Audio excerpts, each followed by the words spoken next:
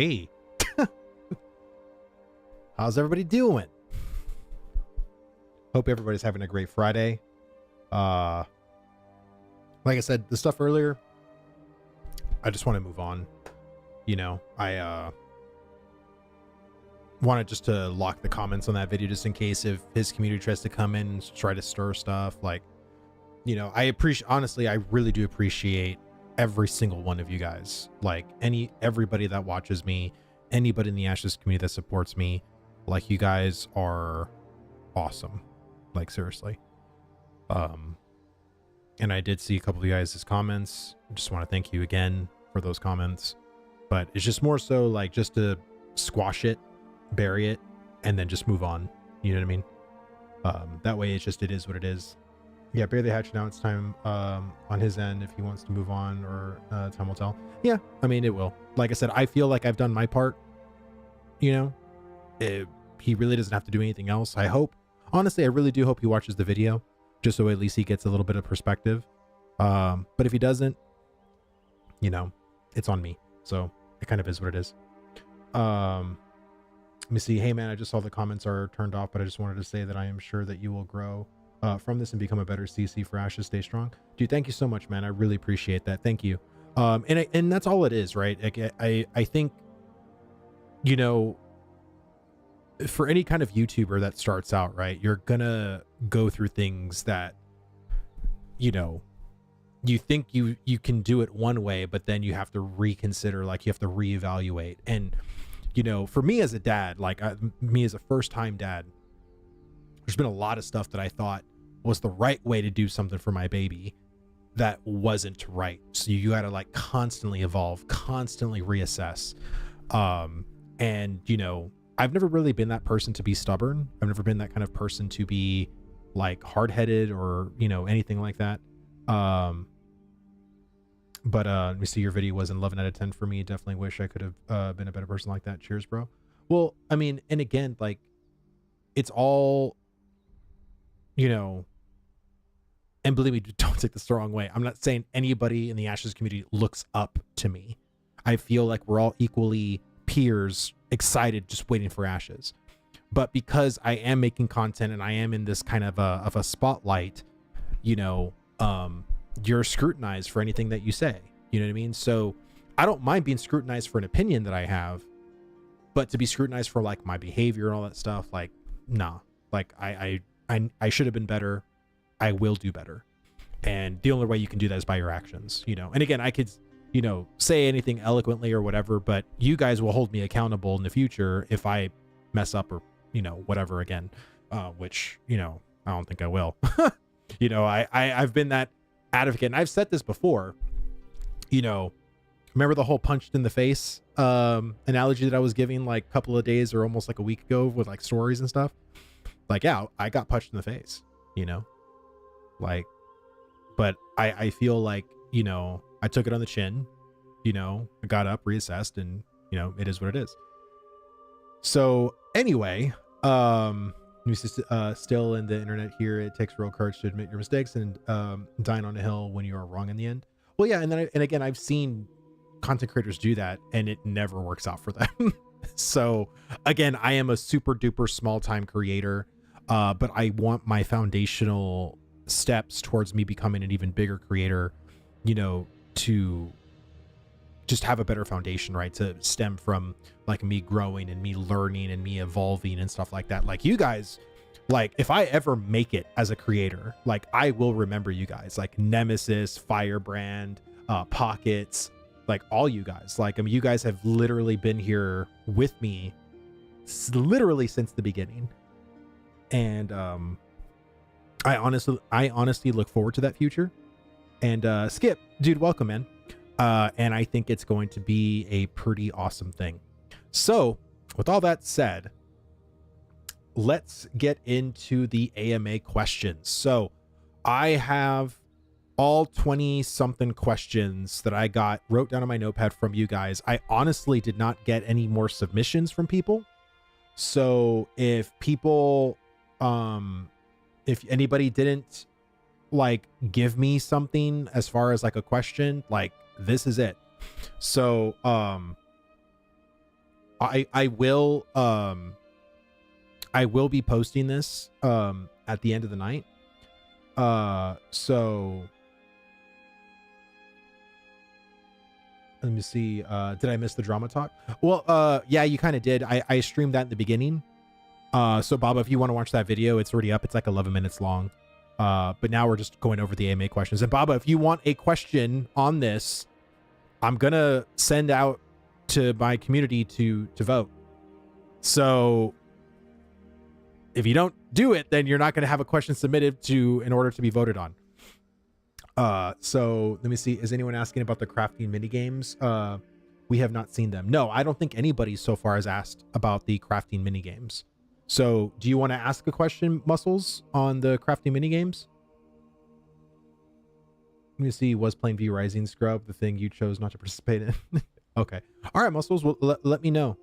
I'll put it right here. Let me see. Can you talk about the direction that the crafting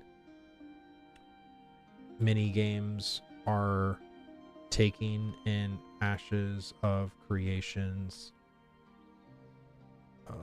profession system? Is that good, Muscles, or did you want it worded a little bit differently? If you want it worded differently, just let me know and I can fix it.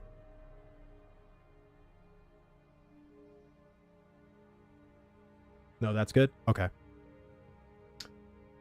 That is a huge part of the crafting. Yeah, it kind of is. Well, I think some of the crafting professions, I think, are going to have kind of different mini games. So it would be kind of nice to kind of at least get some explanation on that. So, oh, so you're a cat now. What's up, I just tuned in. Hey, Des. No, we're going over AMA questions. So, Des, yours is not on here. So if you don't see your question here about guild tools, it's because it's already in my questions for the AMA. I believe that is my my first question that I'm going to ask Steven. And surprisingly, I am the first person that's going to go up first. So the very first question of the AMA is going to be about guild tools. So that should be kind of exciting.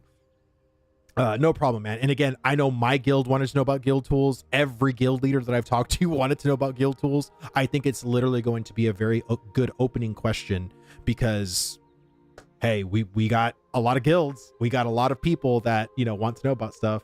Oh my God. Here is the Golden Tavern. What is up? I hope y'all aren't too drunk. Don't, chew gum and walk at the same time. That ale is quite potent. But hey, how's everybody doing? Welcome. We're just over here going over AMA questions. If you have not submitted a question to me, right now I'm going to submit this and then I'm going to give the link to everybody to vote on. So if you guys want a question on this Google Forms post, please ask in chat and I can put it on here and it'll be voted on. The number one voted question will be my 5th question that will be on the AMA. Let me see. Make sure you ask him to list examples of guild tools, not just will there be guild management tools, bro. We'll answer yes and move on to the next question. Okay. Ask him to list examples of guild tools. Okay. Let's see.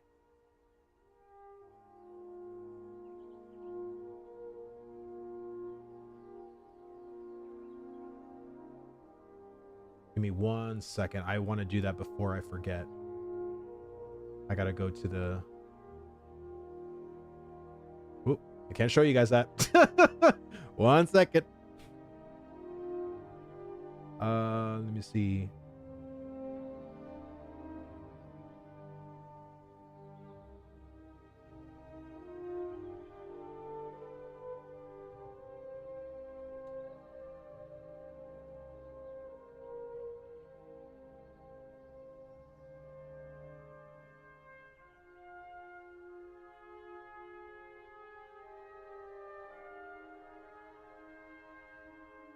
All right, so the way the question is worded, just so you guys can help me out, it's I worded it as guilds are the backbone in creating communities and alliances in Ashes of Creation.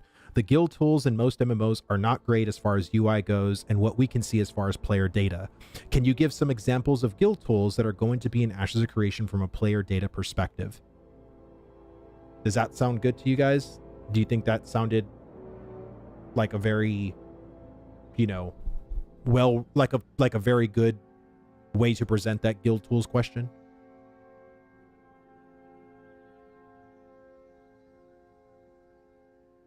I'll take that as a yes. Let me see. Yeah, make sure yes, and to make sure he answers it properly, make sure you waste a question asking how he's doing first. Oh yeah, I'm gonna literally open with that. I'm gonna be like, so my first question, Steven, is how are you? And then I'm gonna be like, ha ha ha, I'm joking. No, seriously, here's my first question. And hopefully he plays around with it. But we'll see. But yeah, that's basically the first question. My second question that is officially on the docket here. Give me, where did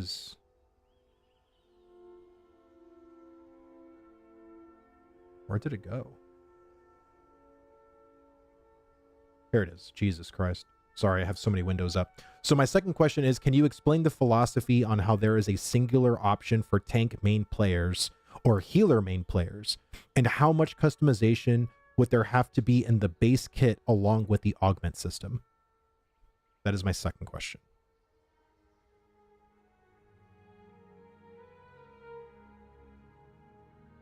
Let me see. I wonder if the tools are similar to Mayor's tools.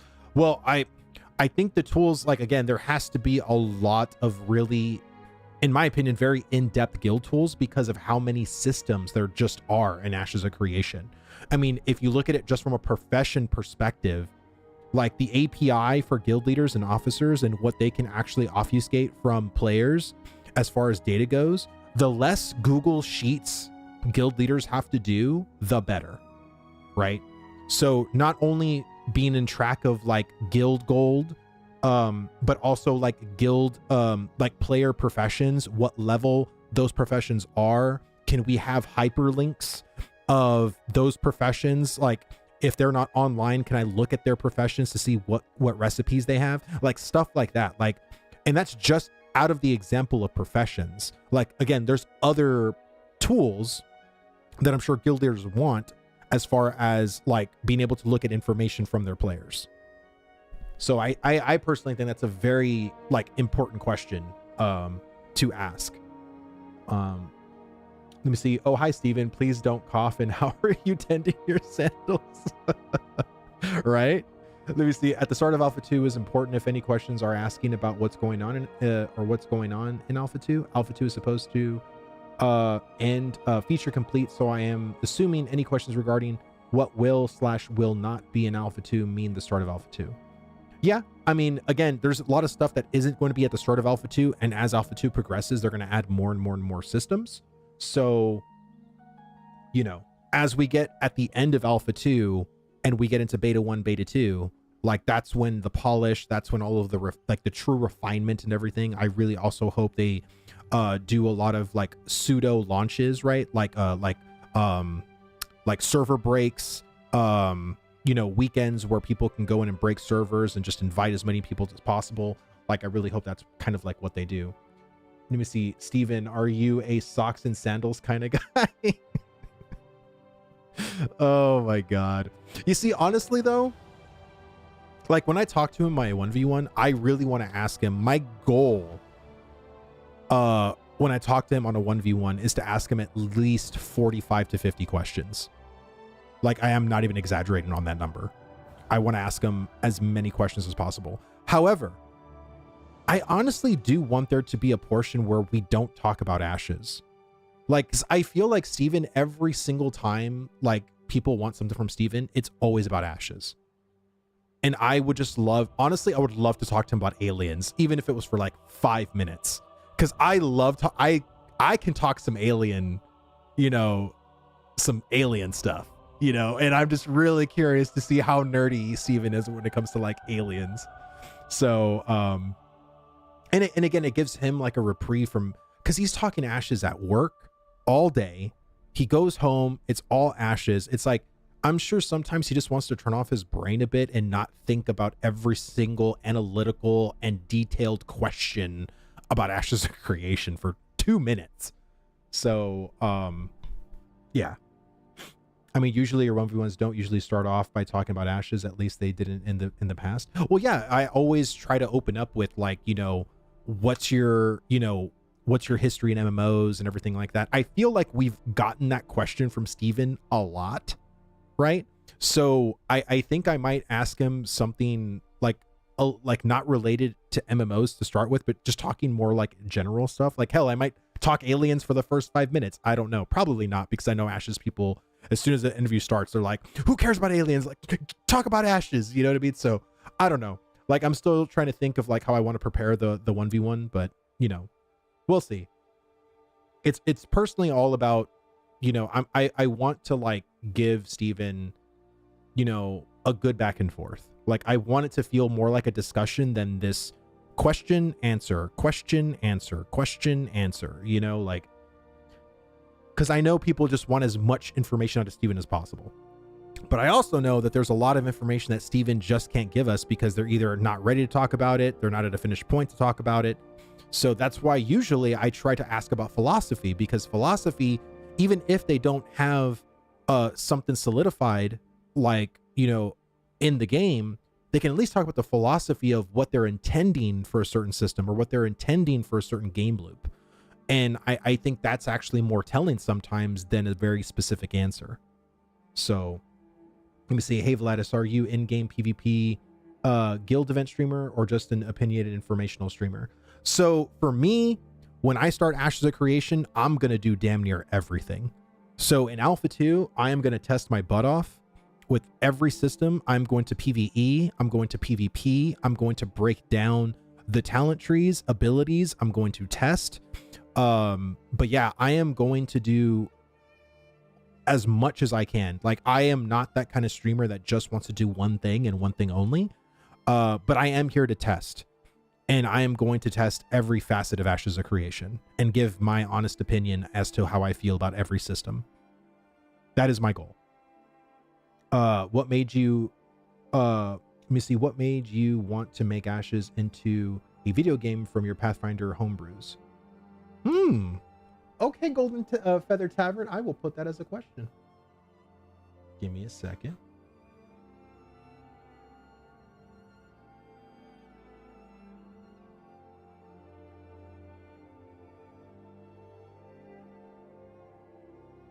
There you go. Let me see. If you understand his DM style, you will understand what his worldview of Vera is. Oh, absolutely. Yeah. Like, again, I think Steven's DM style is... Oh, Daminated? Is that how you say that? Daminated? Daminated, welcome so much to the channel. Thank you so much for the follow. Thank you. Yeah, like, I am very curious. Demented, sorry. Okay, sorry.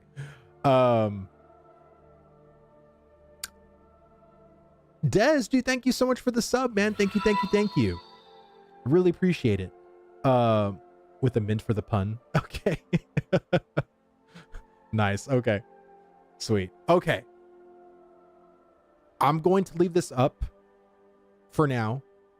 Again, if any of you guys have any questions, before I end the stream, I will basically send this. I will submit it as is, kind of thing, and I will put it up on my Twitter, and I will give you guys all the way till Monday. I'm gonna stream again tomorrow. I have a 1v1 with Grappler at 2 p.m. Central Time. So I'm hoping I'll remind people then for questions or anything like that. So we'll kind of just go from there when it comes to that. But I'm excited, guys. Like the AMA, I think some of the other content creators, I don't know if you guys saw Nice's questions, but Nice on his Discord posted what all his questions are. Did you guys know what questions he's asking? Let me see. On the topic earlier for testing, do you want to go into the intentional try breaking some of the features, like spamming a certain combination of keys to glitch through the ground, etc.? Well, let me see. I want to test the way I normally would. So again, just to kind of get it from my perspective, I've never really been a tester. So I've been a gamer. Like, so when I do stuff, it's basically trying to play the game in a realistic basis. Am I going to try to break through the ground or do some crazy stuff? Probably not, because I am not that kind of person to think of what to do. Like, oh, if you go and sit down and get up and sit down and then like hit the escape button and try to log out and then log back in, you go into the ground. Like I am not smart enough to do any of those things. And I know there's other people that definitely do, but not moi. So I am going to be doing a lot of stuff that is just more realistic testing as far as like abilities. Do passives work? How are interactions? How do certain systems feel towards the player? Do they provide that kind of friction that Intrepid is looking for? Or is it too much friction that the player is unsatisfied or unhappy? Like that kind of stuff. Like I want to give all of my feedback on how every system feels, how certain classes play, what their talents are like. Are they too basic? Are they too involved? Is the weapon system good? Like all that stuff. Like I literally just want to test everything. Let me see. Question: at launch, are there any plans to have hidden classes, archetypes outside 64 classes? Leo, I did have that question on here. Someone already asked that question. I believe you did, Leo. But right here, will there be any hidden classes / archetype that players can achieve outside 64 classes? I got it right here. Let me see. You don't have to be the bug finder guy. Just don't be the duplicate abuse ignore guy. Oh no, yeah, I've never been that. Like anytime there's any kind of like bug, like New World, right, where you do the windowed mode and you, as soon as you enter any kind of combat, you'd like, click and drag the window and, do this, like I think that stuff is stupid. And all I'm going to do is if there is something like that, because you have to understand it too. Like me and all of the other Ashes content creators, we all talk. Like we all are in communication. The only one that isn't in communication with the majority of the content creators is Narc. Like Narc is off in his own world doing his own thing, and that's fine. But all the other content creators, like we're going to be sharing our feedback. Like if any kind of game breaking bugs happen, like we're all going to post it. We're all going to talk about it because we all are trying to make this game the best game it possibly can. So us sharing like that information across the content creators and explaining that to you guys, the viewers, and explaining it to Intrepid is only going to make those fixes happen faster, or make those fixes happen and saying that, hey, no one told us or no one showed us or whatever. Like we're all going to do that. So I think ultimately that's the biggest thing. You see, thank you, brother, just joined. Yeah, no problem, Leo, no problem. Let me see. Golden Feather, where am I? Oh, Golden Feather Tavern. You drank one too many this time, but it's Friday. I forgive you. I completely forgive you. Let me see. But yeah, so we're going to right now. There's a video that Lineker told me to watch, and it's a video by Blue Squadron. I have not seen it. You see, many things can be forgiven on Fridays. Oh, absolutely, absolutely. So I have not seen it. Pockets apparently has trauma from it. So I'm going to minimize this. And like I said, if anybody has any questions or you're still thinking of your question, just at me in chat. So that way I can at least see it. And then I'll pause the video and I'll put it on there. So that way I don't forget.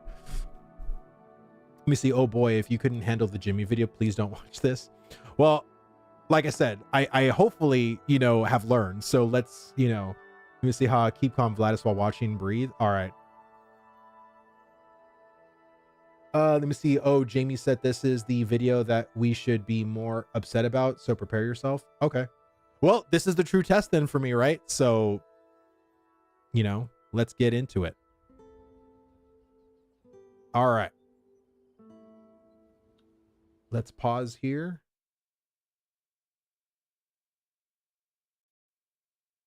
I think I've watched Blue Squadron's videos before in the past. I think I know this dude. I'm trying to remember from what video I've seen him from. Because I think Asmongold's reacted to one of his videos too. But I'm trying to remember exactly what video it was. I can't remember. Let me see. I love how all the Ashes creators are becoming React channels. Well, Roar, you tell us what to do then, because there's nothing right now to do. Let me see. Rockda. Let me see. Have you changed your mind on the Bard not having the ability to compose their own songs, even after launch in the long run? If not, will there be any ways to entertain people in the Bard kit? Oh, okay. That's actually a good question.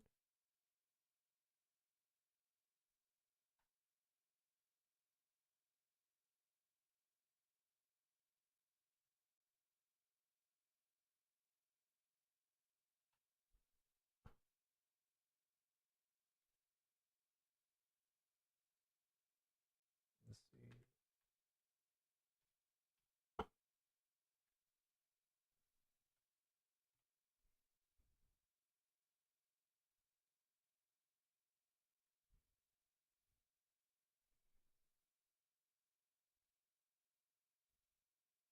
Okay. Let me see. I didn't say anything was wrong with it. React is the meta. Well, I know. I mean, it's just, again, you know, I think people just want to talk about Ashes, and instead of me just pulling up the wiki and talking about a certain subject, I don't know. I think sometimes this is just more fun. All right. Damn, 16-minute video. Let's get into it.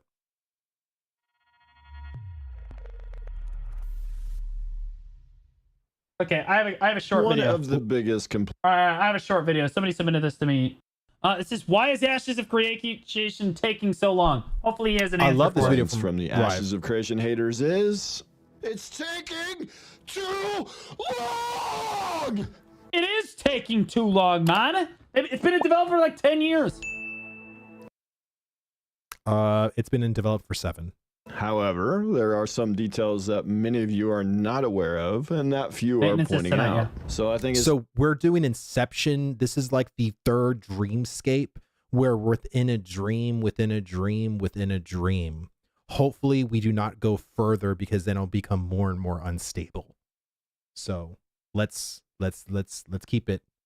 It's time for me, the YouTuber with a tiny reach and amazing sponsors, to set the record straight.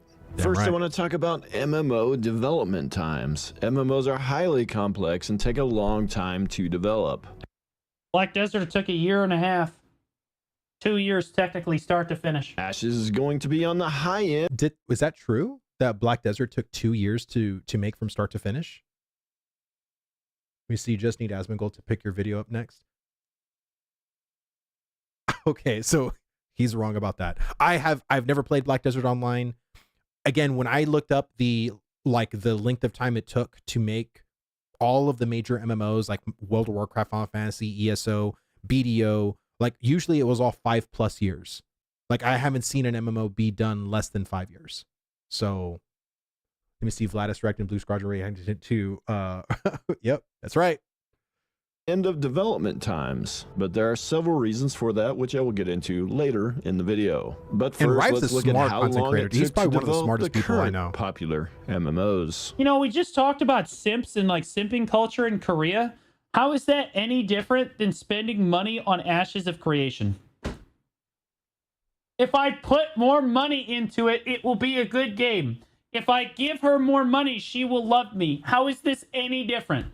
Stop simping on Ashes of Creation. Stop giving them money. Stop doing it. So people will give Intrepid money because of the belief in their vision. If you don't give a brand new startup company money, they can't make an MMORPG or any game for that matter. If you're relying on some kind of an angel investor or some kind of publisher, I think a lot of us know how that turns out.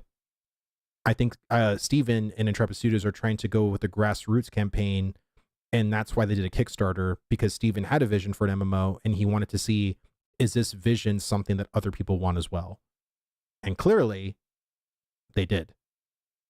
While it took 5 years to develop originally, but Bro, it was until she puts out for you, don't give her any more money. Okay? Ashes of Creation is the same way. And don't give her money for putting out for you either. Jesus. I meant in terms of video game. Oh. Man, we took this analogy too far. An existing studio that had a bunch Don't pay people money for this kind of stuff. Stop paying her money. Like, developers that could shift over to the MMO project. This is something Intrepid did not. I'm really curious as to like what he wants, because, you know, does he want a corporation? Who created Black Desert Online? Is that Nexon, or like what Eastern company made Black Desert Online? Because every Pearl Abyss, okay. So Nexon, Pearl Abyss, like all these Eastern, they all do pay to win. And here in America, it's not too far off either. Like anytime you have these big major companies and it's all reliant off of this company's money, they're going to put all the things that gamers don't want in today's games. And that's why you have a lot of these AA and single A and indie developers doing these things, because they're grassroots, because people are giving them money and they are able to realize their vision, because people are contributing and having their vision grow. I think that's ultimately what every gamer wants, right? Every gamer wants, you know, the vision that they think, man, this is really cool idea for a game. I want it to succeed. Why else, again, were people wanting to buy the day before? Because people want a zombie first-person shooter MMO kind of game. I mean, it had so much hype. It was the #1 requested game on Steam. And as apparent it was to me that that game was a scam, people had hope. And so, again, it's because these AAA studios aren't giving us what we want as gamers. So I honestly, I'm still waiting to see like why he doesn't want people to give Ashes money.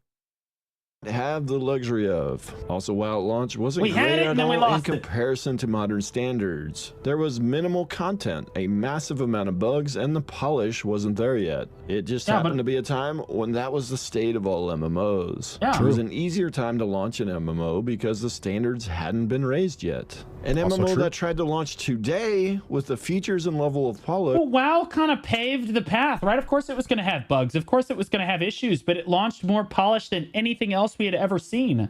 That's not a good comparison at all. Like nowadays, you have way more shit to go off of. You have way easier like development phases for MMOs because you already know what works. You have like systems and stuff. WoW didn't have any of that. They had to develop it from scratch. It still took less time. That WoW had in Hey, we Is he trying to say that it's easier now to make games than it was in the past? I feel lost in how he's describing this or phrasing this particular thing, because, and I hate keep bashing on New World, but New World it was not easier to make New World in today's day and age because of how Lumberyard was. So, you know, Final Fantasy 14, it was atrocious coming out in the 1.0 level. And again, I know Roar, he literally beta tested World of Warcraft, original vanilla World of Warcraft. It wasn't all sunshine and rainbows day one of World of Warcraft. Let's be honest. There were bugs. There were problems with the day one launch and month one launch. And if anybody can probably say that better, it's Roar, because he was there. He experienced it. And I think it's the same thing when I hear people talk about Path of Exile and Last Epoch, because Path of Exile, I think, had less content in it at its launch comparatively to Last Epoch. I think Last Epoch actually had more content in it, but people don't remember that because it was all the way back in 2012 or 2013 when Path of Exile came out. Again, this is the whole day and age of like, you can't even remember what you were upset about on the internet a month ago, much less 12 years ago. You know what I'm saying? Let me see. WoW still had bugs, and it's many years later. My joke with classic bugs is, don't worry, I heard they will fix it soon. Well, and again, I think especially with it was par for the course, because MMOs, especially in the early 2000s, were still brand new. It was an emerging genre. WoW literally made the MMO genre mainstream. Before World of Warcraft, no one knew what an MMO was. Like if you said you were playing Star Wars Galaxies and it's an MMO, like you'd be like, what's that? you know? So it wasn't that genre yet that people knew and just people heard over and over. So no, I'm talking 2023 classic WoW, still bugs. No changes. No changes. Keep the bugs there. See, BDO page on Wikipedia says the Korean version of BDO started development in 2010, launched in Korea, Japan, and Russia in 2015, 5 years. Launched in the US and EU in 2016. Yep. All right. Tara, we're gonna play Naraka after I do the patch notes. 2004 would flop incredibly hard. Even without having to meet modern standards, it still took a full 5 years for Blizzard to develop World of Warcraft as an existing studio. Yeah, 5 years. How long has Ashes been creation and been in development? How long has Ashes of Creation? Yeah, there it is. 7. Since December 10th, 2016. So that's 8 years? 7. Right? Almost 8 years. We're at 7.5 years. You notice that the best MMO of all time took 5. Don't give me the copium that, oh, it just takes a long time. We're already past WoW, man. Like, Final Fantasy. So I think, you know, and I've heard this take from so many people before, right? Because they look up and they think their favorite MMO, but Blizzard had a lot of developers before they were making World of Warcraft. They literally had, I mean, correct me if I'm wrong, probably over 10 titles that they came out with previously before World of Warcraft.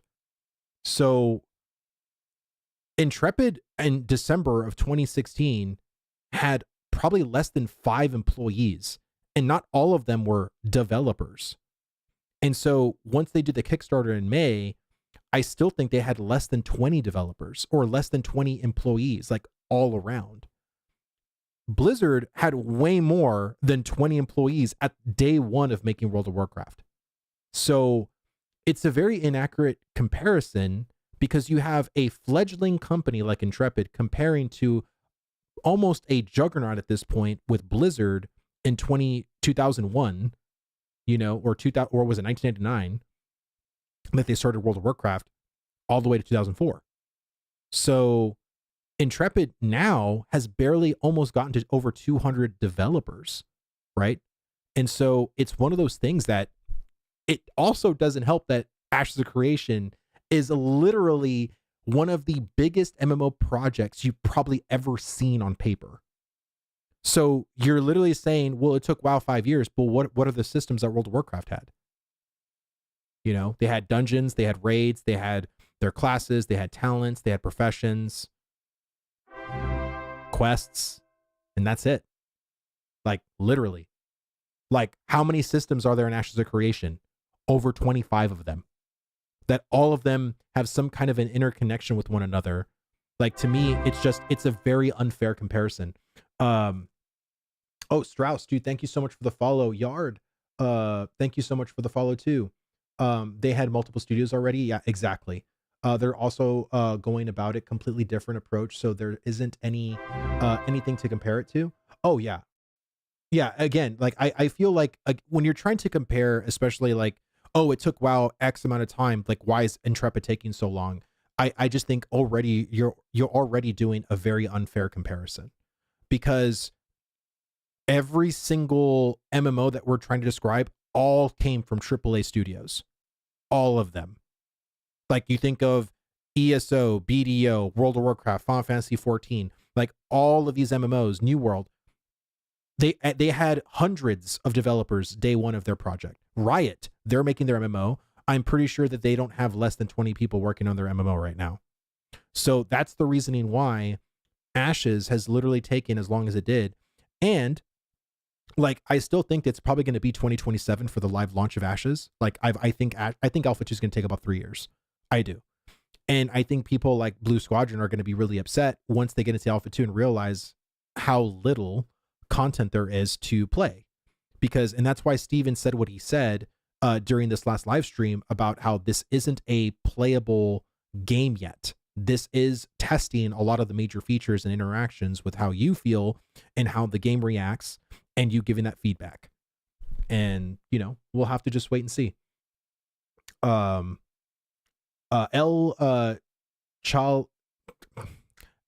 I'm gonna butcher your name, El Chalada.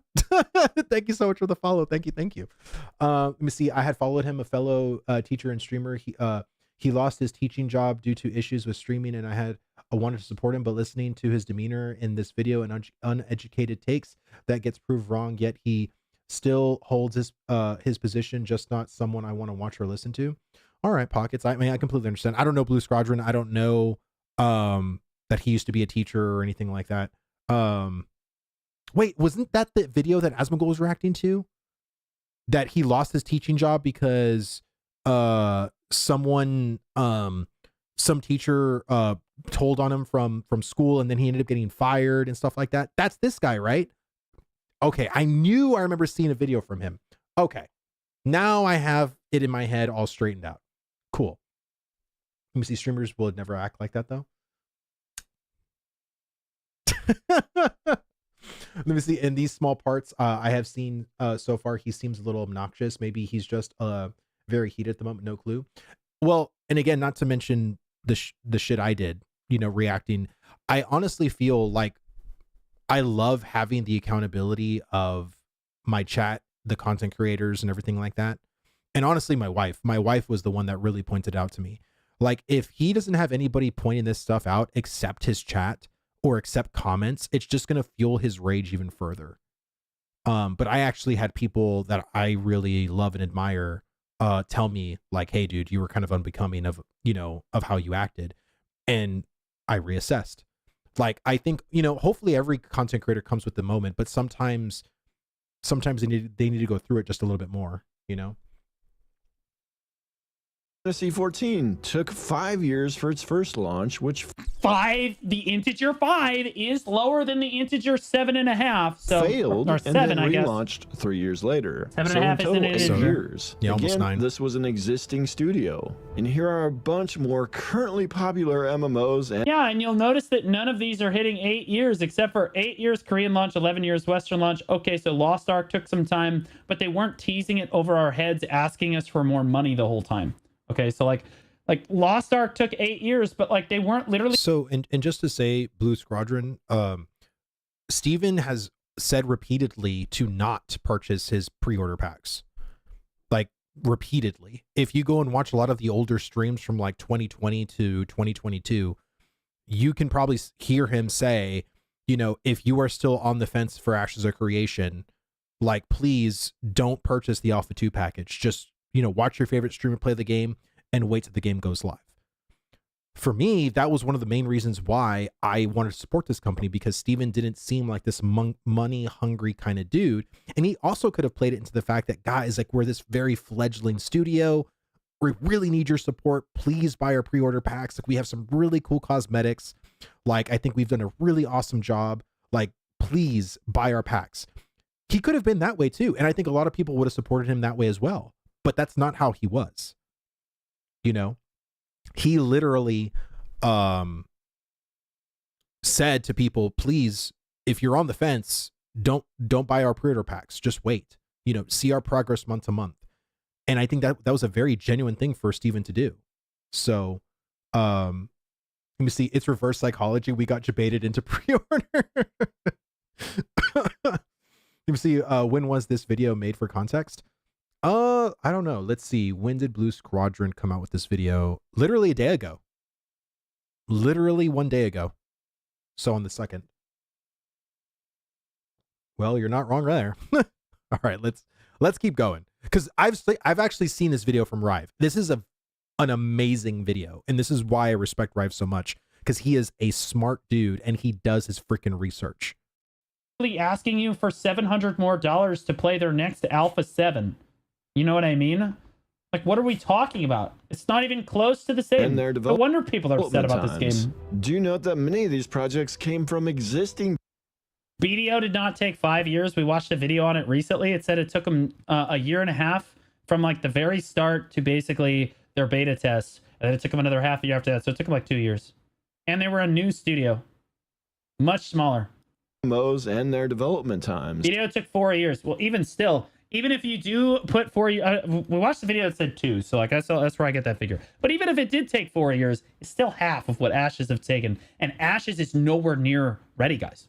Keep in mind, these are finished product at 7 years. So I am not a BDO player. I have never played BDO. If anybody's played BDO in the chat, can you please enlighten me? How many systems are there in BDO? Like, would you say that BDO is a very big game? Like, there's a lot of systems, or a lot of facets to this game. Like, you know, I'm just curious because I'm not going to speak about something I have literally no things of. Let me see. Crackle says no. So would you say that BDO is around the same scope as maybe like Classic WoW? Like, it had kind of all of your standard MMO systems, like, and nothing else. Mostly AFK stuff. Let me see. I played the shit out of BDO. It's gotten bigger over the years, but it didn't start off as what I would call a large scale. So, okay, when I talk about BDO, I'm talking just its launch, day one launch experience. I'm not talking all the stuff it's accumulated since then.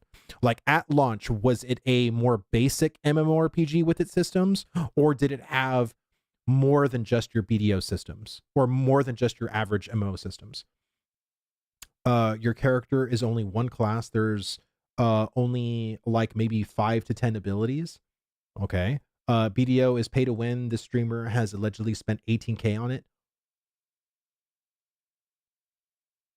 Wow. $18,000 on BDO. Oh my God.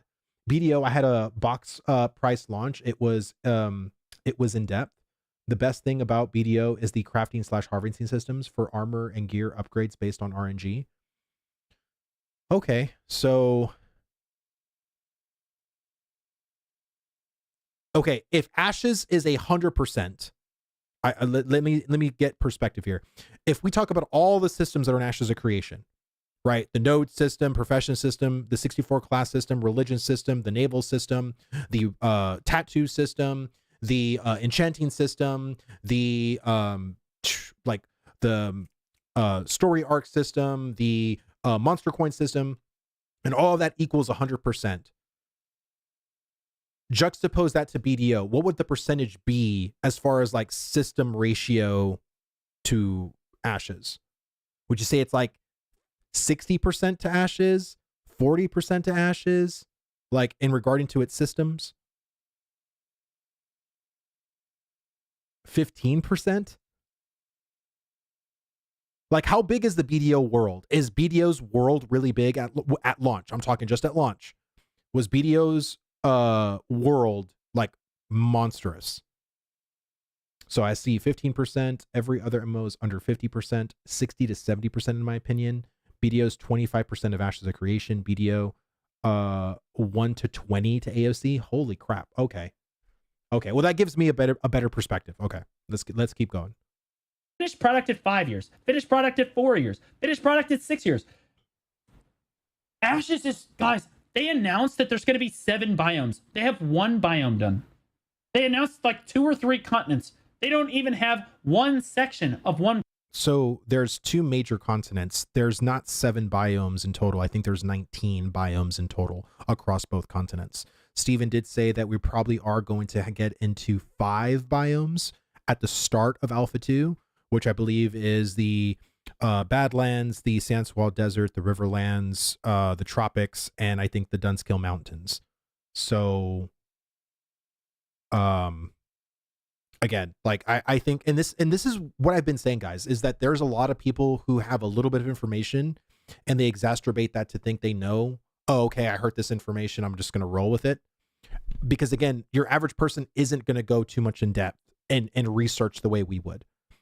However, this is a little different because I've always been of the opinion that if I don't know about something, I am not going to talk about like I know it. And he is trying to talk about Ashes like he knows this game.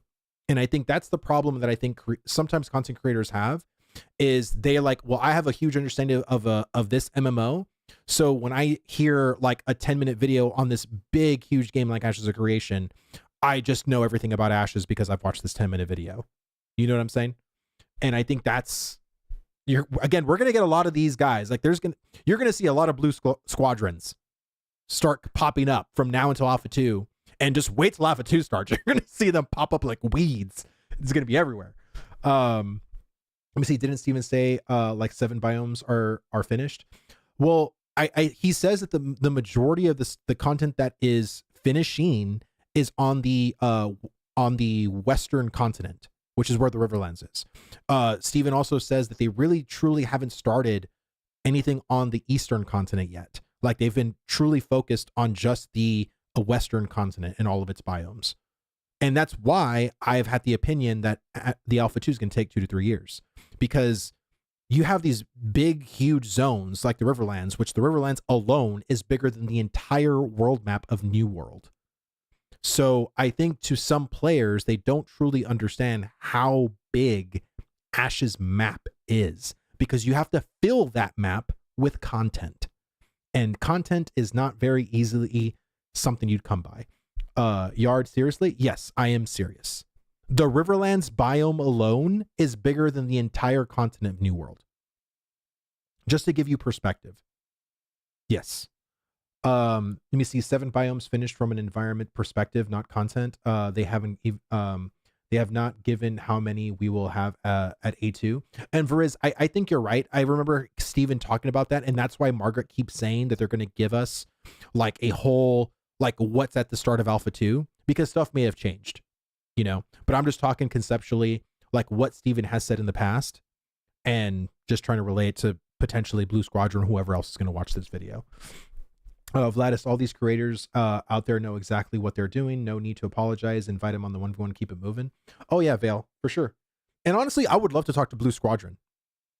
I would love to. If you're watching Blue, I would love to talk to you on my podcast, and I can talk to you about Ashes and why Ashes is taking as long as it is, because it is more nuanced than you think.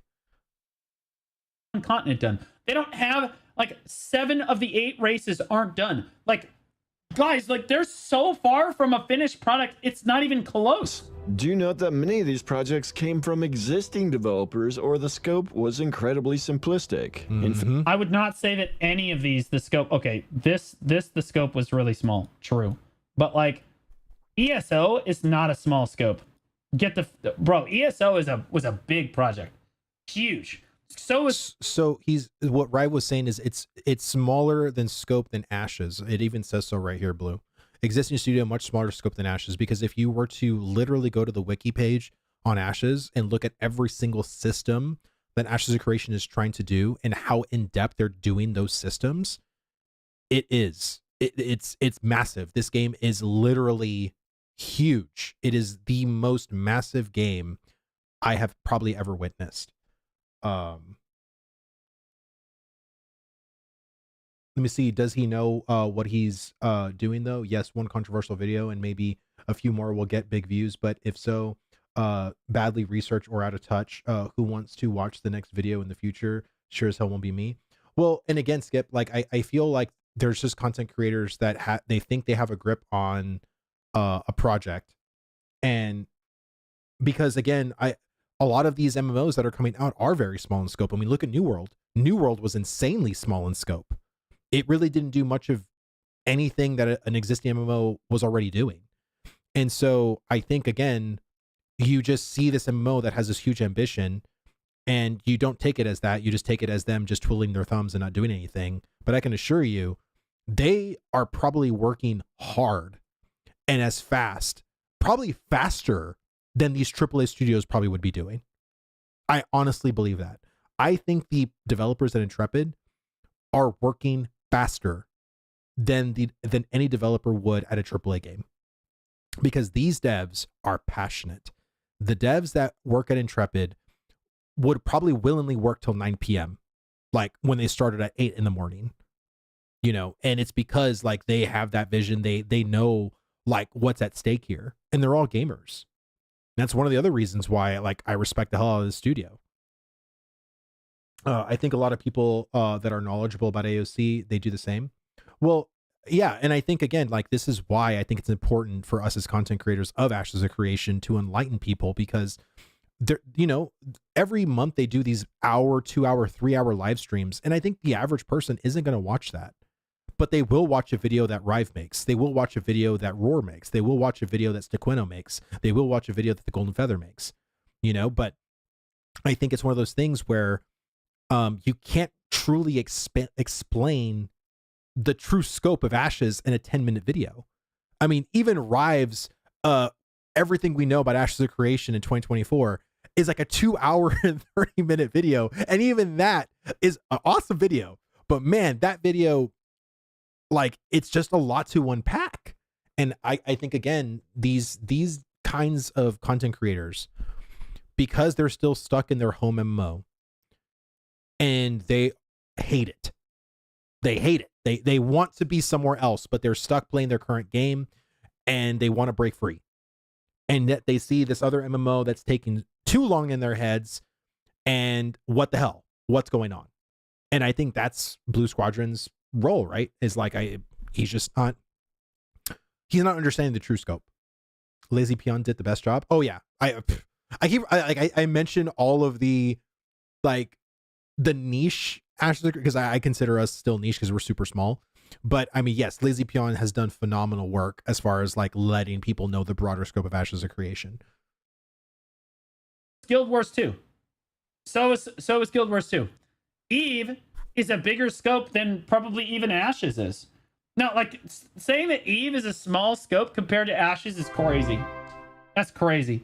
Auxiliary, thank you so much for the follow, man. Thank you. Like, how complicated the game is, how vast the world is way larger than Ashes. Get the out of here. Like, Eve is like a way larger scope. And yeah, it's way less polished, but it still only took 6 years to get done. Let me see. Sheeta brought up a good point. He says, on the flip side, there's a lot of people who invested, who feel like their invested time is too much to let go of their game. I felt exactly that playing WoW, or letting go of WoW. I mean, 16 years in a game. It's not something in my head that I can just easily throw away. But I was, because again, I had to look at it from a different perspective. The time sink cost fallacy, or however way you want to talk about it, is real. There's a lot of people that, you know, it's just, you think of all of the stuff you've done and you're just like, I'm just going to throw all this away, but it's not really throwing it away. You earned it. Now it's just going to go on this kind of virtual mantle and you're just going to remember it. Same way you did when you played Metal Gear Solid on PlayStation, right? You still have that. I still have my memory cartridge. It's still there. You know, I did that way back when. I beat it in all the difficulties. And I have that memory and I have those experiences, and then those experiences go to another new experience. And I think, again, sometimes, you know, it's that not wanting to let go because of all the fond memories you have. You know, it's a very real feeling. You know, I felt the same way too, letting go of Halo. I played Halo 1, Halo 2, Halo 3. And once I got to Halo 3, I couldn't do it anymore. You know? Right? Like, so like, this is Eve right here. Sorry guys, my camera was blocking out. I'll move my camera down so we can see it. But like, you can tell he's on like a massive amount of copium about this. Like, these are not. See, I mean, because of the Lazy Peon is why I started following Ashes after the two very good, I think, interviews by Summit 1G and Shroud and Asmongold. That was like 2 years ago. Yep. The first one I saw, I literally was watching Asmongold at the time. And then I saw the Lazy Peon video, and then I saw the Lazy Peon video of Asmon reacting to it. And I was like, oh my God, this MMO is insane. To then go into the phone call or the Discord call that Asmongold had with Steven as he was driving to Las Vegas, and got to literally hear an interview, a live interview with Asmon and Steven talking about Ashes. That's what got me hooked to the game. And it was just for me, I was like, coming from Blizzard where everything was shit and there was just no communication between its content creators and Blizzard, and everything was super fractured and people were just super unhappy. And then you have this guy like Steven just cussing, and he sounded like a gamer. He just sounded so genuine in how he talked. And, you know, like, he just super passionate, you know, and I'm a very passionate guy. So it's like, I was like, oh my God, it's like, I want to know more about this project. Not small project. What did he say about BDO? Became really popular MMOs. Much smaller scope than Ashes. BDO hits a wider scope than even Ashes of Creation does. Are you kidding me?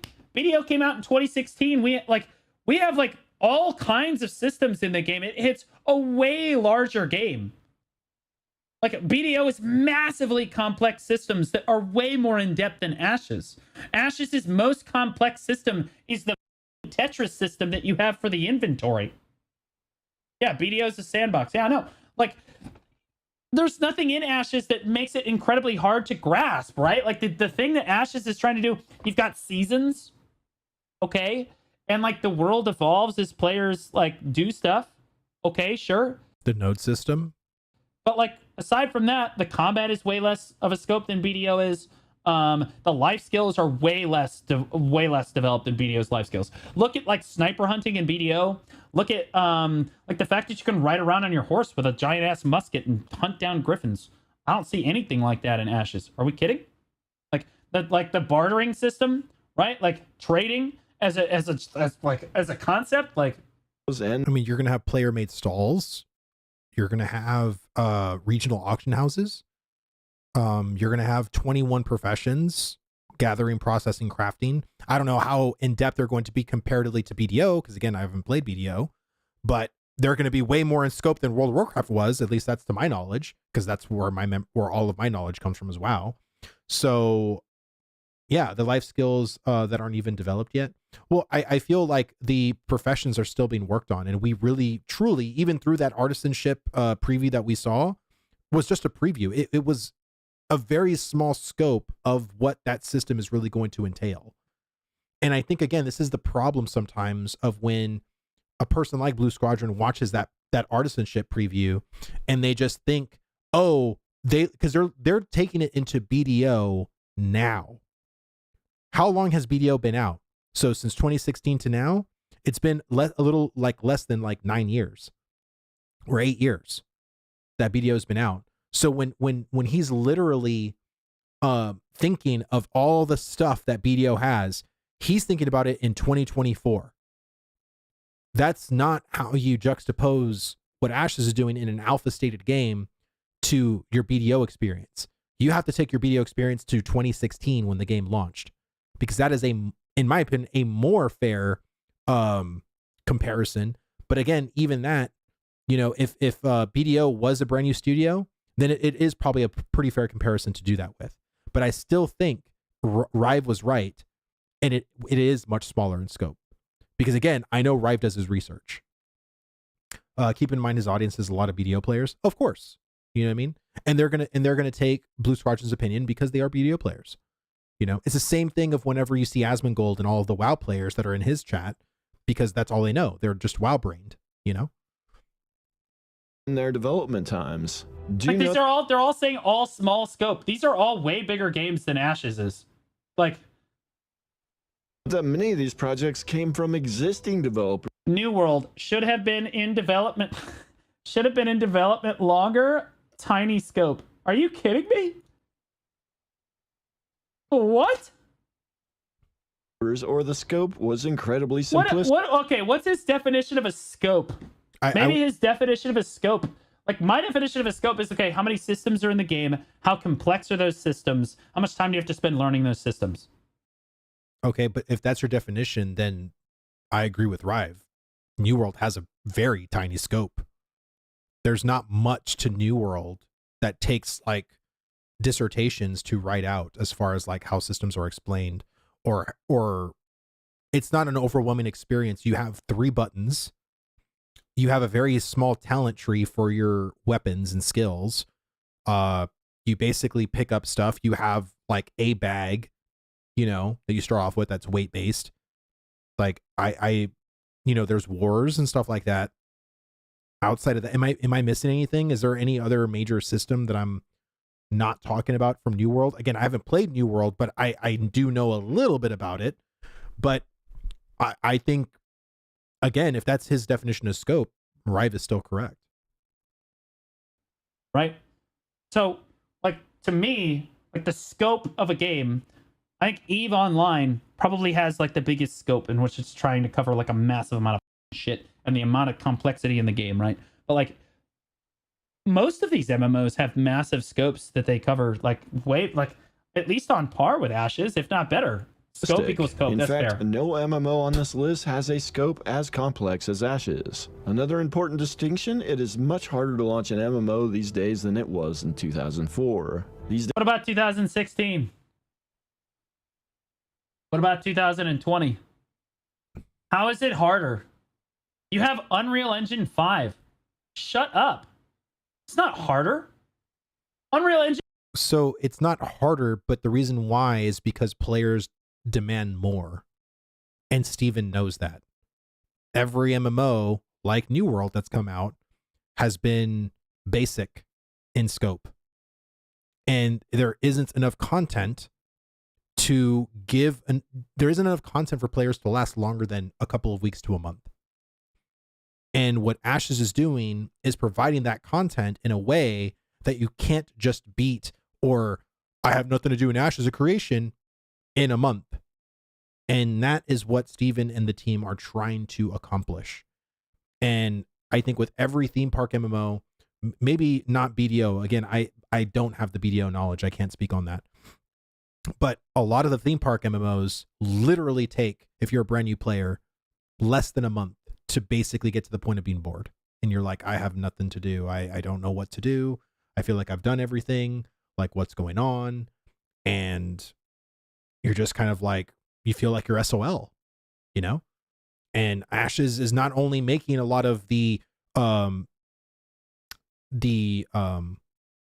company created content, but there's, because it has sandbox elements, there's going to be a lot of player created content with that. And I think that's going to add even more longevity and more stuff to do. And then you think of all the spy and intrigue and how your reputation matters and everything like that. It's just, there's so many sub layers to it and so much minutia that if you truly tried to understand the real scope and what Ashes really is, like, I think you'd be totally surprised by it. I really would. Engine 5 makes it brain dead. We had people like, what was that MMO that was going to come out but then didn't? Looked like it was a scam. It was just a bunch of Unreal Engine things just dumped it like from the store, just dumped into the game. I forget what the name of that MMO was, but like I don't think it ultimately came out. But like Unreal Engine 5 makes everything way easier. Not the day before, Quinfall. That's the one, Quinfall. Like literally, Unreal Engine 5 makes everything way easier for people, and so do the engines nowadays, just in general. Are you kidding me? BDO had to create its own engine, like. Well, and I think that's the problem there. Every single time, like I'm actually doing this video, which I haven't curated yet, but it's like, is Ashes of Creation going to be outdated when it launches? Because I've heard a lot of people say that, and I just completely disagree. The reasoning why you would say BDO and all these other games that are outdated now is because they all have modified custom engines. Like they're all off of like CryEngine or like the Lumberyard. WoW's using its Warcraft 3 modified engine. There's all these different modified engines, and the only people that can actually upgrade those engines is the company themselves. Intrepid has the biggest boon because they can work on Ashes of Creation while Unreal works on Unreal's engine. So any updates that come out, if Intrepid wants to update the game to that .x version, they can do that. So if they want to wait a couple of expansions and do like the next big one, they can do that. The reason why it took WoW so long to literally get a facelift is because they had to work on their engine and modify it so much so to have what we have today. And Intrepid doesn't need to put any time into Unreal, because that's that company's job. Our job is to make our game as best as we can, and that is the biggest boon that Ashes is going to have in its future. Excuse me. Worse than he has no clue about any kind of development at all, but talks as if he has years of experience developing games. Well, and again, I think as some content creators have this persona, like they think they know everything. I'm not saying that's what he's trying to do, but he clearly is trying to think that, or he's trying to exude that he knows all this stuff. You have to launch with a lot more content and polish to have a successful Dark Avocado, thanks for the reset for 4 months, man. Then how about unreleased Welcome projects? back, Throne and Liberty has been in development for 12 years. And it's garbage. I'm just kidding. We're going to play it when it comes out. Did Throne and you will play Ashes of Creation when it comes out. and Liberty develop for 12 years? How long did... Like, and I've literally seen this before. Like, every single content creator that talks crap about a game ends up playing it. Like, he just said Throne of Liberty is complete crap, but we're gonna play it when it comes out. It's like, and that's why Diablo 4 made $1.4 billion, because people can talk crap about Blizzard all they want, but they're gonna buy it for $100, and they did, and that's why that game made them as much money as it did. Velibicon or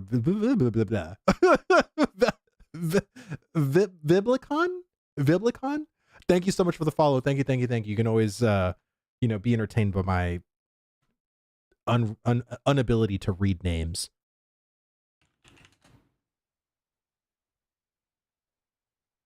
The game was first announced and titled as Lineage Eternal in November 2011. So yeah, really long time. But again, the difference between Throne and Liberty and Ashes of Creation is Throne and Liberty didn't actually ask you for 12 years for more money every year so that they could keep developing their game. Yeah, but Throne of Liberty is made by Nexon, isn't it? Isn't Throne of Liberty a Nexon product?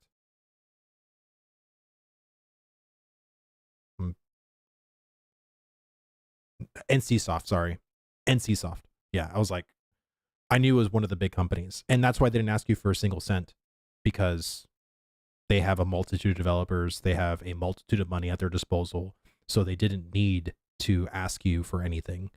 Intrepid is literally a fledgling company, a startup, as you say, that started in 2017 or December of 2016. And yeah, startups need money to survive. Otherwise, they don't get to actually release the product, And what's funny enough is that Pantheon is facing this. Like, Pantheon may not release, it's trying to release, but I mean, they don't have that many developers working on that game. And that game has taken a lot of time. I think it's like, over 9 years that Pantheon's been in development. So, and again, Throne of Liberty is going to be pay to win, just like Roar said. So they don't need to ask you for money, because the small amount of people that are going to play Throne of Liberty are going to make all the money that NCSoft needs. Okay? They didn't string us along every month for 12 straight years, dragging us behind the cart, asking for more money constantly. Yeah, Star Citizen does that, and that's why people hate Star Citizen. It still has not launched. So all I'm going to say is I've never followed Star Citizen. I don't know what these developers or the head developer talks about as far as asking people for money, but I can attest to you, Steven has never pressured or asked people to purchase the Alpha 2 package. Ever. In the West. But it's out, though. It's out, and it's coming in the West, though. And it's a polished product. Riot MMO first started development in 2016. Okay, you can't compare the Riot MMO. We have no idea what's going on with that. 8 years they have been working on an MMO, and it has just been reset again and is back at square one, which probably means a minimum of 5 more years or 13. Yeah, the difference is Riot's not asking us for money. I wonder total before that why game. Is this guy so upset for a company that hasn't made a single game yet, a company that has tried to prove themselves month after month with these live streams? Like, why is he so upset for people giving them money? Like, does he not want the product? Because I feel like, and again, you can't purchase anything from Ashes of Creation right now. Like, there's no pre-order packs. There's literally nothing to buy right now. So I really don't know what he's talking about, because if Intrepid really wanted people's money, they would have not have stopped the pre-order packs. I'm telling you right now, they would have never stopped the pre-order packs. Riot's not asking us, and we would pay it too. To be clear, people would pay it. If Riot said, hey, we need more money, people would pay $500, thousands of dollars. Yeah. But they're not. Ashes is. That's why people can complain that it's taking a long time. Release if it actually does, and let's be honest, it is probably never going to release. So anywhere from 5 to 13 years seems to be how long it takes to develop an MMO. The average is probably somewhere around 7 to 8 years. Yeah, but Ashes is nowhere near the fact. It takes time. And there are some other details. This is the cope of all cope, guys. This is crazy. I feel like I'm watching Narcoverse. About Ashes development that many gloss over, but are important to point out. Making an MMO as a new studio is a huge challenge. BDO is a new studio. Those were developed by existing studios. Intrepid in 2017, when the game started development, had 15 employees, and not all of them were developers. Is it Star Citizen? What's the game that has like that crazy small? It's not Star Citizen. It's something else. It started. The game came out. It was like that space game, and it was like really shitty. And then they turned it around, and it's amazing now. No Man's Sky. That's the one. They had like 7 employees working on it or whatever. No Man's Sky turned it around. They do an amazing job. Yes, but they also put out a very crap product in the beginning, which is why it took them a long time to turn around. MMOs have one shot, one opportunity. Like, you can't just put out a basic game and literally just expect people to go on further. Look what happened to New World. New World has gotten better. New World has added a lot more stuff. New World has fixed a lot of bugs. Are people playing New World now? No. And the game has no pay to win aspect to it either. So again, Rive is correct. You got to make a first impression, and it has to be a damn good one. They hoped to hit 100 employees in 2018, but they were not. I do able agree. To New hit World needs 100 a Final Fantasy 2.0 2021. make up to it. It's hard for a new studio to They get have 100 employees and they can't get one game out. employees. Y'all motherfuckers are paying for 100 people's salary. That's crazy. Since the job security is often lower at startups. And this is what your money went to. And Steven is also picky on who he will hire. So just like when I interviewed Nico, he's still not impressed with the combat. And I think, again, BDO, the one thing I've always heard about BDO is that BDO has amazing combat for action, right? It has amazing action combat. Very flashy, very over the top. It's not my personal taste as far as combat goes, but there is going to be abilities that are action based in Ashes of Creation. But I'll tell you this, Blue Squadron, if you're gonna play Throne and Liberty, as you say, you're gonna play Ashes too. Plus, COVID was an additional setback. So full production really didn't get started until 2021, when they finally had enough employees to make real progress on the project. Then there was a major bug in the network code that was found during Apocalypse testing that caused them to have to rewrite their network code and certainly set the project back. True. And I also think upgrading from UE4. This is all just, nobody cares. No one cares. This is all just standard product development problems. Shut up. Where is the game? Or to UE5. So the thing is that they've literally given us the transparency of why the game is not out yet. But you say you don't care, but that is the legit reason. You know, most companies don't even tell you why they've been delayed. You know, we don't know why Throne of Liberty took them 12 years to make. We don't know because they're not transparent with us.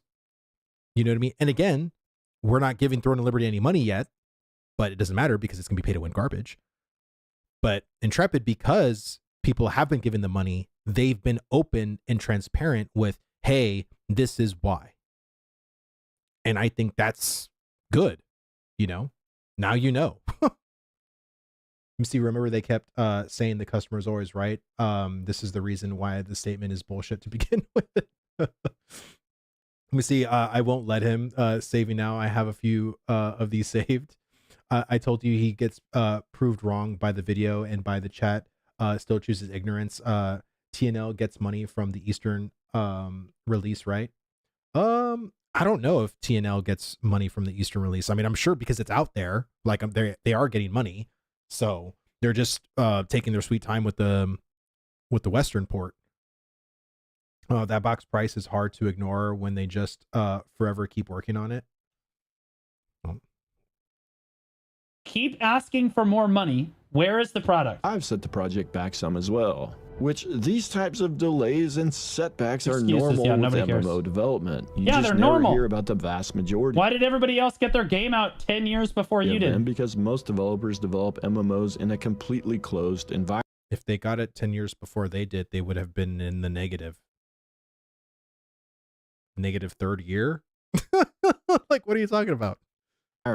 Intrepid has embraced open development, which means the good and the bad gets exposed. You don't just get a Open development is fine unless you're constantly asking people for money, and I don't like open development. I think it should be like kind of between. I think you should ask players for advice and then just kind of do what you want for your game.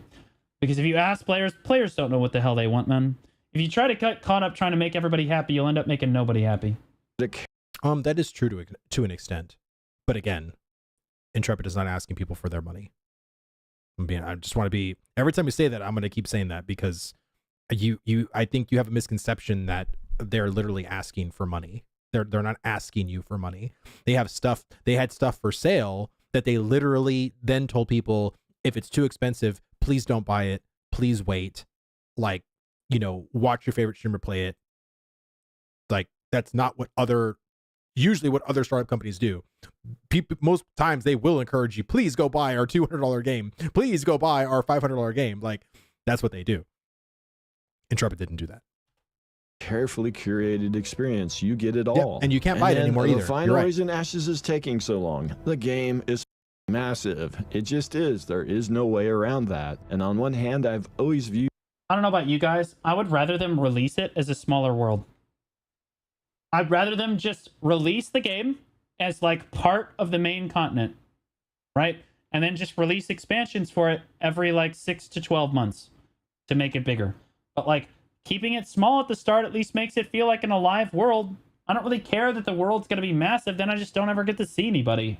The scope as a potential issue. How do you make all these interconnected systems work well together and all of them feel good? Then have a massive 1,200 square kilometer world map, and on every square inch of this world map you have systems on top of systems on top of more systems. Getting all of that in place and feeling fluid is not an easy task. But on the other hand, while I view that as a concern, it is also why I'm interested in this project. Because it is not just... Again, I think that the people that are still supporting Ashes of Creation at this point are also the same people that are still giving to OnlyFans every month for certain girls so that they'll talk to them because they, like they're in love with these people. Like,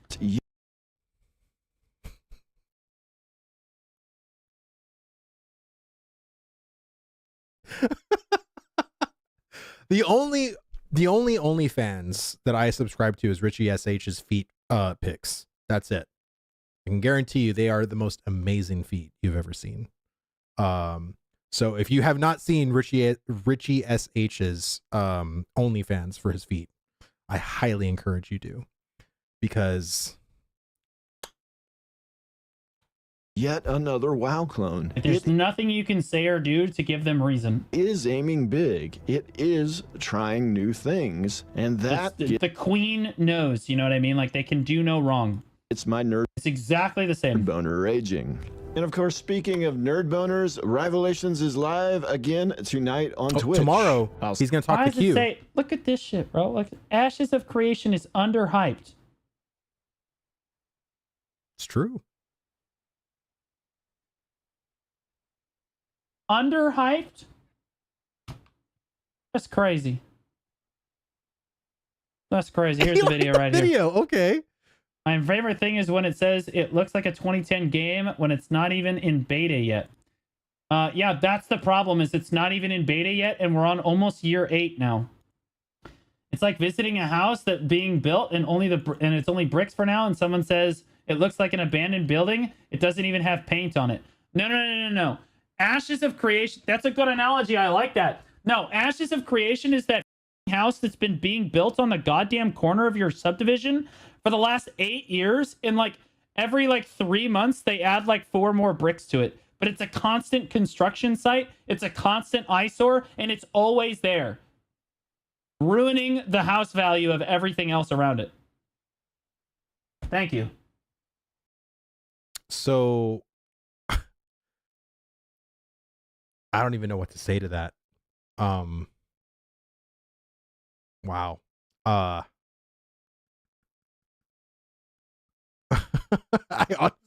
Like I am so flabbergasted right now.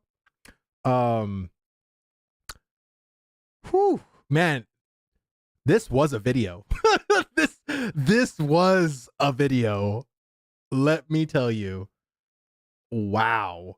I think a lot of people are, and believe me, like a lot of my WoW friends are very fed up with the MMO community right now. I wouldn't say the community, games, like are fed up with MMO games because they truly want to play something new. Like one of my friends today, he was just like, dude, I'm thinking of like resubscribing to old school RuneScape. And he's like, I don't want to play WoW anymore. I don't want to go play Final Fantasy again. Like I already did all the stuff in SWTOR. Like none of the other MMOs interest me at all, but I want to play something. It's like I have, like for me personally, I really hear this sense of desperation from people. Like people are desperately wanting a new MMO experience.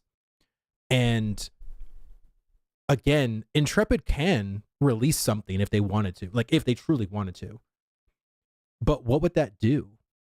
Like ultimately, I think it would hurt their company, because then people, like if you say like Blue Squadron, like, oh, just release it like with only one continent and to put the other in expansions, that may be fine to you, but there were certain promises that were made from Kickstarter that I think a lot of people would be very upset by that. You know, I don't think people want this game piecemealed in that fashion. And to be honest, I think the game wouldn't function the way it should be if it only had one continent. How would the naval system work in that sense? Like how would trading or even all of the gatherables that are going to be on the other continent, like how would that work? You would just never discover certain things, because we do know that the gatherables are going to be region wide and only available to that region of the biome. So it is a lot. Not just promises, Vlad. You need the full map for all of the materials and transports. Yeah, no, I totally agree with you. So I think again, for people outside of the scope or outside of the know of Ashes of Creation, it's very easy to say, well, just release it with like out this system or without that system and this system. But all of these systems are so interconnected that you need them all to kind of work the way it needs to. But let me just see, because there's a little bit left of the video. I just want to make sure that we needed that. Okay. Blue, I will tell you this, man. If you watch this video, I would love to have you on my podcast. You can tell me how coped out of my mind I am to be an Ashes of Creation content creator. We can go back and forth, and you know, you can let me know as to like why you think the scope of BDO is as big as Ashes of Creation, and we'll just talk. You know what I mean? I think again, like, I think you need a better context of Ashes of Creation, and I would really recommend like the Lazy Peon video in 2020. I would watch the Lazy Peon video in 2020 first, and follow it up with the next Lazy Peon video of the still genuinely the next best MMO, which is like the part 2 of that. And to really understand like where the scope has gotten and where it's all caught up. If you want to be like a golden star student, you can watch the third video that Lazy Peon did most recently to kind of catch you up to, I think, what was it, last month's live stream. So yeah, I just think that you have a complete inaccurate version in your head of what Ashes is. And again, my DMs are always open. If you want to talk, if you want to come on my show and explain yourself, and we can go in depth about it, I am up to chat. So that was a video, guys. that was a video. Oh my God. Let me see. Honestly, I love the different opinion streams Vlhadus and BS would benefit. Well, I mean, again, I do a 1v1. I mean, I bring on guests all the time, and I talk Ashes to people, but I would really love to talk more, because when I talked to Nico, we talked a little bit afterwards, and I think he really appreciated, like, because he kind of didn't know like how I was going to act. You know, he never saw my 1v1 show. he didn't kind of know, like he just took it on a chance that I was going to be decent with him and not try to like be a degen and be like, oh, I'm going to do a gotcha moment with you and pin you down on this thing or whatever. The OnlyFans comments lit me up, dude. Hey, I'll put I'll let me message Richie, because I don't know if he wants me to share his link with other people, but I will ask him to see if he wants more people to sub to his OnlyFans for his feet. But yeah, just so I can, you know, spread the love a little bit. But yeah, that's what the 1v1 is all about. Like the 1v1 is to give back and forth opinions on MMO systems and how people feel about them, and, you know, have it in I think a very meaningful way. And I would love, like, hey, you want to talk BDO? Let me talk Ashes and we'll do comparisons back and forth. You know what I mean? So I just think, you know, it's sometimes, like, especially with certain content creators, right? Like they want to be, or they want to have that feeling that they know what they're talking about, because they're trying to give that credence to their audience or to their chat, that, you know, they know what they're talking about. But chats are smart, you know what I mean? Like, it's like, wait a minute, that's not right. You didn't say that right. And chat can turn on you very easily. And so I've just been like, hey, I'm just gonna be truthful. Like, I am not going to talk about BDO like I know the game. Why would I talk about something I have absolutely no idea about? And I honestly wish that there was just more content creators that had that frame of reference or that frame of mind, because I think there's just some people that are afraid to look ill-informed, or they're afraid to look like they don't know what they're talking about, because then no one would follow me, because you have this persona, or you have this thing that, oh, well, why would I follow that content creator? He doesn't know what he's talking about, or he doesn't know this about this game. But I do know stuff about other things, and I can talk about those things, you know, and still ask you guys, like, hey, for your frame of reference. Like, I just think it's about having genuine conversations at the end of the day. This guy needs to calm the fuck down. Let me see. And this is why I want a 1v1 with these people, since we can actually see how they actually work when you are live and talking to another person than in your own private bubble. Exactly. Like, and I do think people act completely differently, because honestly, I really didn't know how Nico was going to act when he came on my show. And dude, he was super professional, man. Like, I really enjoyed talking to him. He was actually, we talked for about a good 20 minutes after we ended stream and everything like that. He was such a good dude to talk to. And he was up for, he goes, hey man, if you ever need me back again, just go ahead and ask me. You know what I mean? And now it's like, for him, when he was like having thoughts, and, you know, I kind of told him at the end, I was like, so are you excited about Ashes? And he's just like, oh, you know, like, you know, I think, again, it's like, whenever you can kind of see, like, because I feel like I have a lot of passion, and passion is very contagious sometimes, you know, if you're willing to be that open to it. And so let me see, Vlhadus is pretty cup though. He called chat smart. No, I'm just saying, like, sometimes, you know, chat will call you out when you're talking bullshit. You know, it's like, if I start talking about, you know, Elder Scrolls Online, and I said, oh yeah, you remember that raid with the Elder God, and he had that pike that he hits you, and then you basically go flying 20 yards back, and dude, yeah, that fight was so intense, man. I remember doing it with like 4 of my other friends, and we barely managed to beat that raid. Like, what? Can you raid with 5 people? What pike? Like, what are you talking about? Like, I'm talking shit like that. And I've seen content creators do stuff like that, where they literally talk completely out of their ass. And it's just like, why? Like, literally, why? Like, I don't, I think, I don't know, just people are afraid to look like they don't know something. It's just stupid. You see, I get it. It's his persona and all. A lot of people do this, but this style is never a healthy one, in my opinion. No, of course. I mean, it's, again, I would rather just be transparent to you guys and be like, hey, I don't know. I've never played this game. I don't know what it's about. Like, you know what I mean? Like, and so I didn't even know Blue Squadron was a BDO player, you know, but honestly, whenever I talk to Nico, who he is a BDO player, and I were to just ask him like, hey, this is what Ashes is doing compared to like what BDO did, he was able to provide me that context because he is a BDO player. But then I can come back with the context of Ashes and inform him about like what Ashes is doing in that context of that system. And now it's like we bring those ideas together, and now Nico can have a more informed opinion about Ashes because now he knows all of the context around this system. Because again, not a lot of people watch these live streams as in depth as we do. They don't. So they have a very, and this is the game of telephone sometimes too, because then Blue Squadron, if he has content creator friends that are also BDO players, and then he's talking about the stuff he thinks he knows about Ashes, and he's talking to someone else, they're going to take Blue Squadron's word for it because they're not researching Ashes either.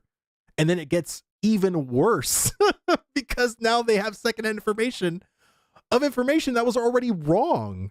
You know what I'm saying? So it could be a mess. So yeah. Let me see. Firebrand, you said something earlier, I completely missed it. But therein lies the problem. If you truly haven't done your homework, stop talking out of your rear about things you don't understand. This guy reminds me of my ex-brother-in-law, a self-proclaimed expert on literally everything. I wouldn't walk into CERN and act like I knew more about particle physics than people that work there and have studied the subject for decades. Exactly. Yeah, I mean, see, and even Nemesis says, yeah, to Nico, I understand why he has doubts and it is reasonable. Yeah, and I have doubts, like as a content creator, on certain systems about Ashes, but it's not like I'm over here, oh, why is the game? I know why the game is taking so long. Like, I know exactly why, and so does Rive. And Rive made this video because that's the question I always get from laymen, just like the average MMO people. Like, oh yeah, like Ashes, why is that game, like, isn't that game like 7 years ago or like 10 years ago, like, or whatever? They give some random number usually.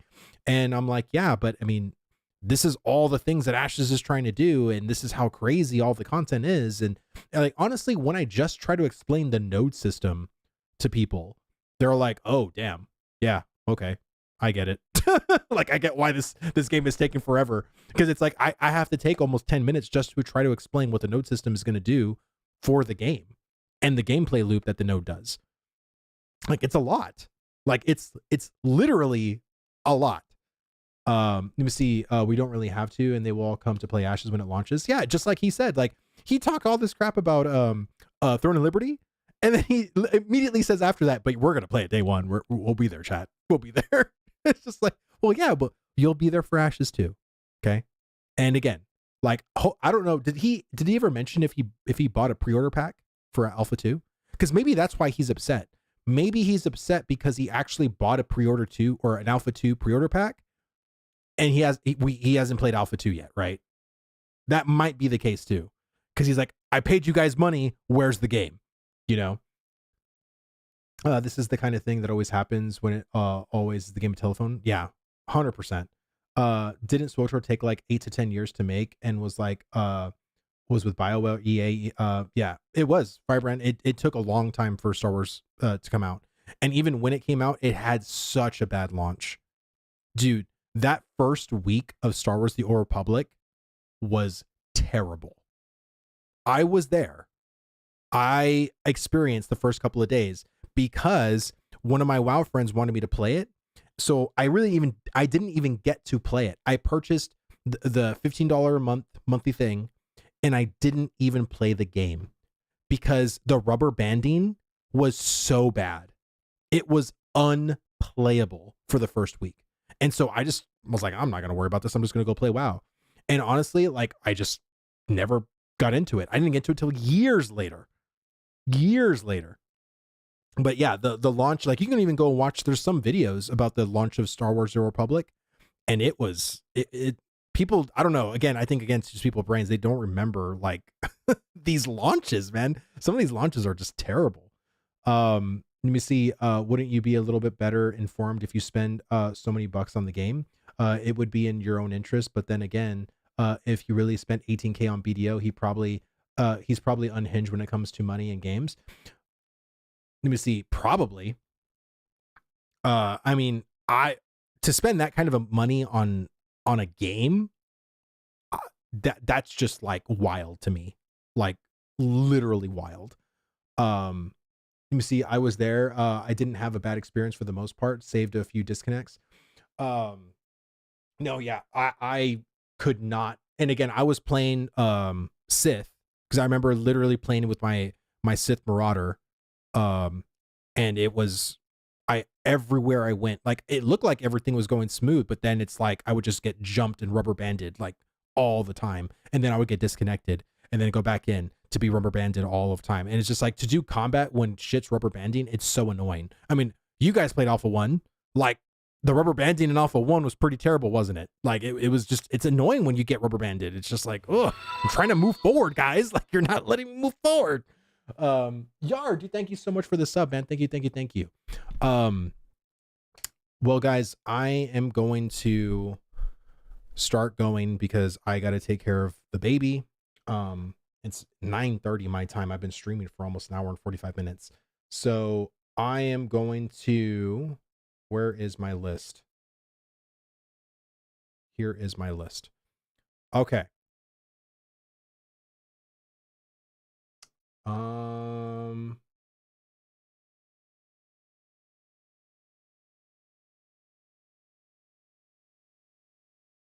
There we go. Copy. All right, guys. All of you in chat. And I'm going to post it too on my Twitter. And I'm going to post it on my community page on my YouTube channel. And I'm going to give everybody till Monday. So Monday will be the day. Do not collect. Shorten. Okay. I think that should be it. But yeah, I'll give everybody till Monday to see like what is the top question. And I will probably stream sometime too. Well, I'm going to stream tomorrow for my 1v1 with Grappler. So if you want to, tune in for the Grappler 1v1, it'll be at 2 p.m. Central. Okay. But other than that, I will see you guys tomorrow, hopefully. And if not tomorrow, I will probably stream Sunday night. Let me see, how many votes do we have? No idea. I haven't even checked. I literally just put the link in there right now. So, like I said, there's a whole list of questions there. So whoever, like I said, whatever question has the most votes will be my 5th question, for the AMA. And again, I will hopefully, because I know Narc gave me the question too. I also have to say a caveat though. If Margaret says you can't ask that question, I can't ask that question. So just leaving a little bit of a disclaimer. Do we get one vote? No. You can vote on however many questions you want.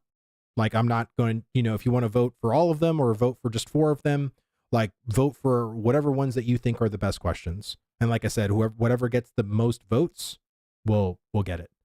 And again, I am going to save a lot of these questions too, for my 1v1 with Steven, come June. So whatever doesn't get asked, in this AMA, I will save and we'll ask Steven in June, because I think some of those questions are really, really good. Yeah, the die question I think is really good, or you're banned from life. Yeah, no, the die question is really good. I think Roar's question is really good too. Does XP deck go away when you hit max level? There's a lot of really good questions there. So, take your time, vote on them, and I'll look at the results tomorrow and just see where they are. But guys, thank you all so much for tuning in. And I really appreciate all the subs, the follows. Like, seriously, like, you guys are so amazing. Thank you so much for all of that. I really, really appreciate it. And guys, if you're not followed yet on my Twitch, or you're not subbed to my YouTube, go ahead and do it. It's free. You'll stay up to date anytime I go live. I go live every Friday at 7 p.m. Central. But I also go live sometimes randomly throughout the week about something Ashes related. If there's a video I want to react to, or maybe just certain content that I want to discuss. So yeah, thank you guys so much. You guys have a great night. Have a safe weekend. Make good decisions. And hopefully I'll see you guys tomorrow for the 1v1 with Grappler. Later, guys.